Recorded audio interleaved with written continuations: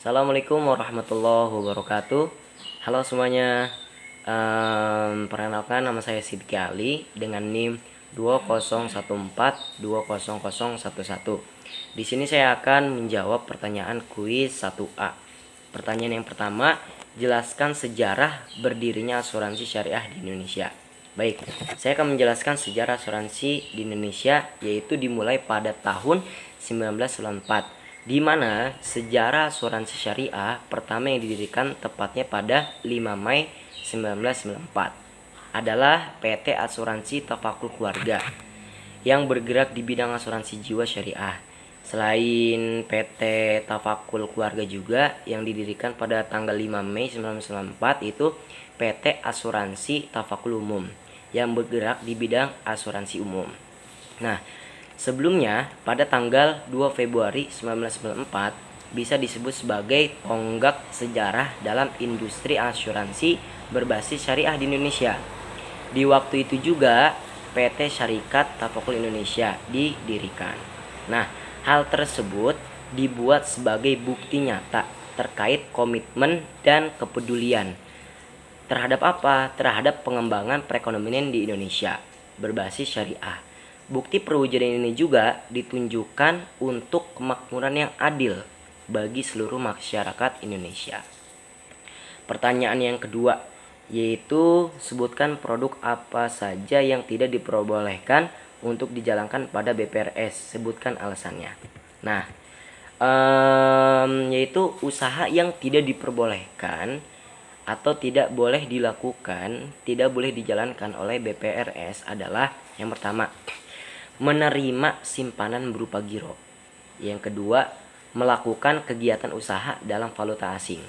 Yang ketiga, melakukan usaha peransuransian. Dan yang keempat, melakukan penyertaan modal dengan prinsip prudent banking dan konkret terhadap layanan kebutuhan masyarakat menengah ke bawah. Alasannya yaitu karena tidak termasuk dalam bank pembiayaan rakyat syariah. Oke. Pertanyaan yang selanjutnya itu jelaskan apa saja prinsip operasional yang digunakan dalam lembaga keuangan syariah. Baik.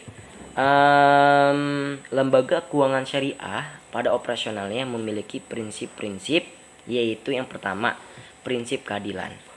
Prinsip keadilan yaitu berbagi keuntungan atas dasar penjualan real yang disesuaikan dengan kontribusi dan resiko masing-masing pihak. Yang kedua prinsipnya itu prinsip universal. Apa itu prinsip universal? Yaitu prinsip yang tidak membeda-bedakan agama, ras, suku, dan golongan dalam masyarakat. Baik, pertanyaan yang terakhir yaitu jelaskan kendala dan strategi dari pengembangan BMT. Nah, kendala dan strategi BMT diantaranya yang pertama kendala, yaitu ada 8 poin. Saya akan sebutkan salah satunya. Kendala BMT yang pertama yaitu akumulasi dana masyarakat belum bisa dipenuhi oleh BMT.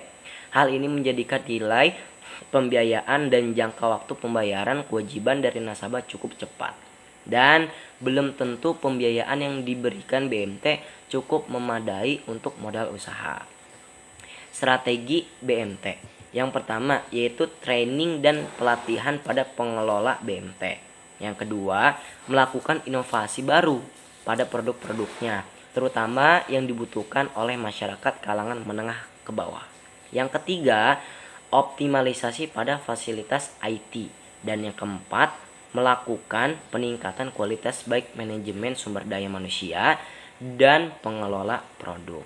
Baik, sekian jawaban dari saya, kurang lebihnya mohon maaf. Billahi taufik wal hidayah. Wassalamualaikum warahmatullahi wabarakatuh.